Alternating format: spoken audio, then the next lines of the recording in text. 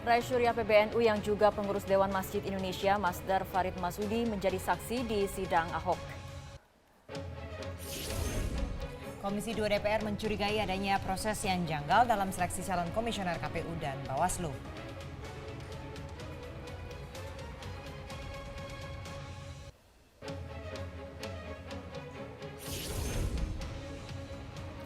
Polisi terus mengungkap skandal hilangnya dokumen sengketa di Mahkamah Konstitusi.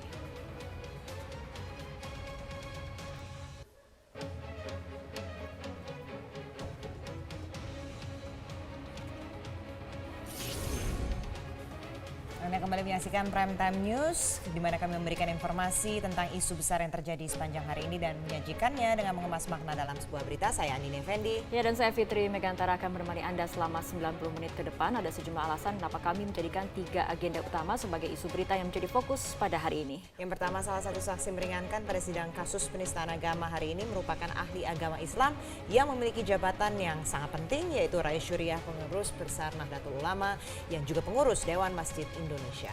Ya, dan kemudian pada sidang sebelumnya ketika menghadirkan Wakil Ketua Komisi Fatwa MUI Ahmad Isyomudin memunculkan kontroversi. Isyomudin kemudian dicopot dari jabatannya. Bagaimana dengan agenda kedua? Ya, selain itu juga ada DPR yang beralasan penundaan proses seleksi anggota KPU dan Bawaslu karena ingin menunggu selesainya pembahasan rancangan undang-undang pemilu. Nah, kini DPR menuding jika proses seleksi di tingkat pansel ada yang mencurigakan. Ya, lalu apa alasan dengan isu agenda ketiga, Andini? Tentu saja publik harus terus mengawal proses hukum skandal hilangnya dokumen di MK agar integritas penjaga konstitusi tidak semakin terpuruk.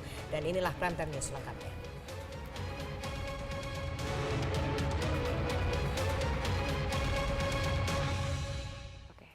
Ada 7 saksi ahli yang dihadirkan di sidang ke-16 kasus penodaan agama Pengadilan Negeri Jakarta Utara. Ini adalah saksi yang dihadirkan tim kuasa hukum Ahok. Ahli yang dihadirkan adalah Bambang Kaswanti Purwo, ahli bahasa, Risa Permana Deli, ahli psikologi sosial. Kuasa hukum juga menghadirkan saksi ahli lain yang tidak ada di BAP, yaitu Hamkahak, Masdar Farid Masudi, dan Sahiron Syamsuddin. Ketiganya adalah ahli agama Islam. Sedangkan ahli hukum pidana yang diajukan adalah Muhammad Hatta dan I Gusti Ketut Aryawan. Direncanakan juga akan ada pembacaan BAP saksi Nur Aziz Said yang berhalangan hadir.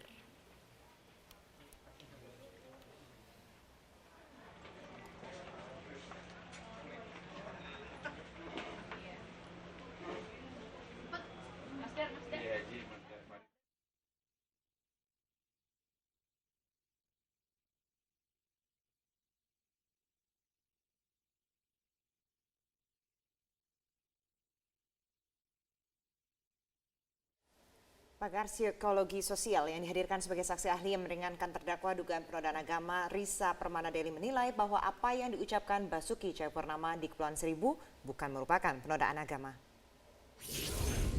Bukan masalah bersalah tidak bersalah. Masalahnya kita harus memberi interpretasi tentang ucapan Pak Basuki di Kepulauan Seribu yang tidak bisa semata-mata hanya dianalisa berdasarkan satu kalimat pendek, terisolir, kemudian ini tiba-tiba menjadi cuma sekedar masalah tata bahasa atau masalah bahasa. Padahal yang dipersoalkan Pak Basuki itu sebenarnya dia mempersoalkan tentang kultur politik yang ada di Indonesia yang cenderung membodohkan dan selalu pembodohannya itu memakai pembenaran agama. Meskipun Pak Ahok mengucapkan itu berulang-ulang kali. Meskipun dia memakai kata itu berulang-ulang kali. Ahli agama yang dihadirkan oleh tim kuasa hukum Basuki Cahayapurnama yang merupakan anggota Dewan Pertimbangan MUI, Hamkahak, menilai bahwa saat mengutip ayat, Ahok tidak ada tujuan untuk menghina agama. Itu kalau ada orang yang bilang bahwa pencuri itu kalau dia muslim, hakimnya juga muslim, jaksanya juga muslim, hukumannya itu potong tangan. Lalu mengatakan, itu salah, itu bohong kau itu. Hukumannya tetap penjara. Jangan kamu bohongi saya pakai Al-Maidah 38. Ini bukan penistaan agama. Karena pernyataan ini hanya ingin menunjukkan bahwa yang berlaku di sini bukan ayat potong tangan, melainkan yang berlaku adalah KUHP tentang pencuri, yaitu penjara.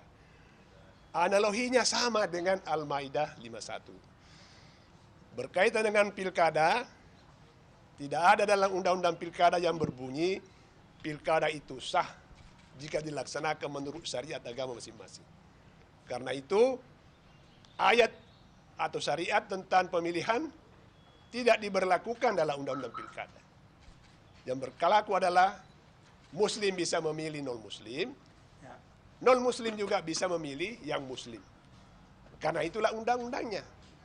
Jadi kalau ada orang yang mengatakan, kamu itu tidak boleh memilih non-muslim, harus memilih sama muslim. Nah, orang ini merasa boleh karena undang-undangnya membolehkan. Karena ada orang yang merasa boleh, lalu mengatakan, jangan kamu bohongi saya, pakai Al-Maidah 51. Karena yang berlaku di sini undang-undang pilkada yang membolehkan, bukan ayat yang melarang. Karena itu ini bukan penistaan agama. Jadi intinya kalimat terpenting yang Prof. Hamka Ya. sampaikan dalam muka persidangan kali ini itu apa? Ya intinya itu, bahwa tidak semua kalimat ada bohongnya itu dipandang sebagai penista agama. Contohnya lagi, dalam Al-Quran, surah Yasin, ada di situ mengatakan, innama amruhu idza arada syai'an yaqulu lahu kun fayakun. Tuhan juga kalau menghendaki sesuatu hanya mengatakan kun fayakun. Lalu ada dukun mau menggandakan uang memakai kun fayakun, terus ada mengatakan jangan kamu bohongi kami, pakai Yasin 82. Ini juga bukan penistaan, karena orang itu hanya ingin menegaskan kamu itu tidak berhak memakai ayat itu, karena ayat itu hanya untuk Tuhan, bukan untuk kamu.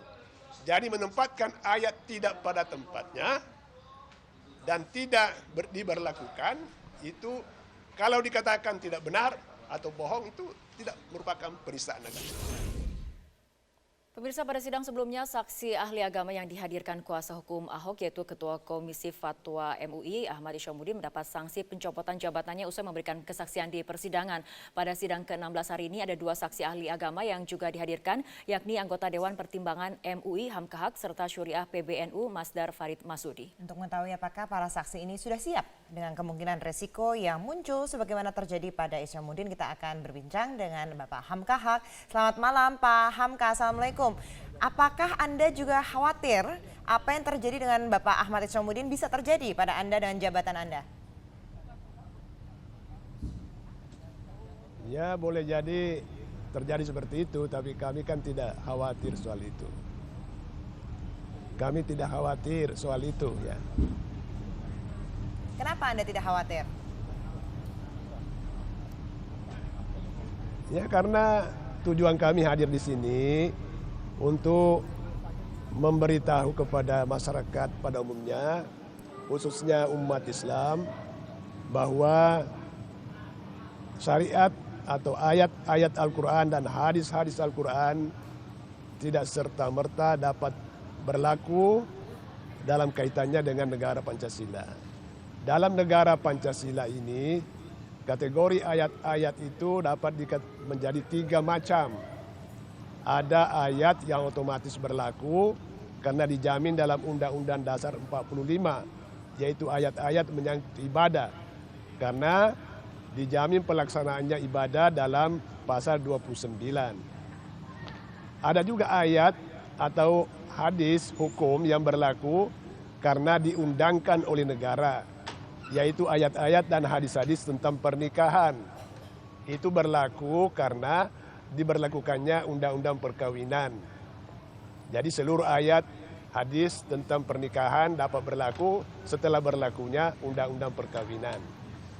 Tapi ada ayat hadis nanti yang tidak bisa berlaku karena tidak pernah diundangkan oleh negara.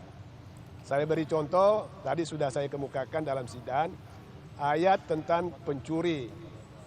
Dalam ayat Al-Maidah 38, pencuri itu harus dipotong tangan. Tetapi di Indonesia, hukum potong tangan tidak diberlakukan. Karena yang berlaku di sini adalah hukum penjara. Karena itu, kalau ada orang yang mengintimidasi seorang pencuri, mengatakan, kamu itu nanti akan dipotong tangan, lalu pencuri mengatakan, wah tidak, kamu bohong itu. Karena hukuman kami hanya penjara. Di sini yang berlaku adalah KUHP, bukan ayat syariat potong tangan itu. Orang ini tidak dapat dikatakan menista agama. Jadi umat Islam harus tahu bahwa tidak semua ayat-ayat hukum dengan serta-merta berlaku di Indonesia. Sama halnya juga dengan undang-undang pilkada. Ya. Ya. Baik, Pak Hamka. Tapi Ya. pendapat Anda ini berbeda dengan kolega-kolega Anda gitu. Apakah Anda mendapatkan kecaman dengan hadir sebagai saksi pada hari ini? Kita akan bahas setelah jeda pariwara berikut ini. Tetaplah bersama kami.